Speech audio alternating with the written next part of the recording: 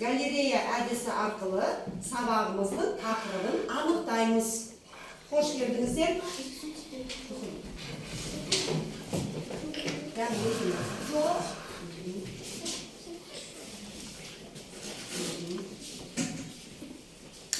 Қалай ойлайсыздар? Суреттерде не көріп тұрсыздар?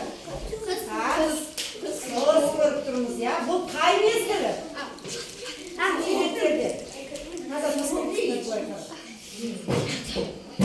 Қыз мезгілі. Тамаша. Суреттерде қыз мезгілін көріп тұрсыздар, я? Ал қыз қандай болады? Қыздың ауа райы қандай болады?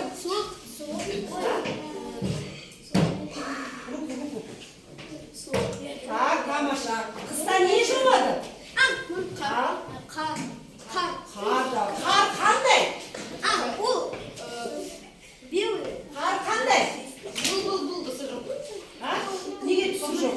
Ақ тұр ғой? Ақ қар.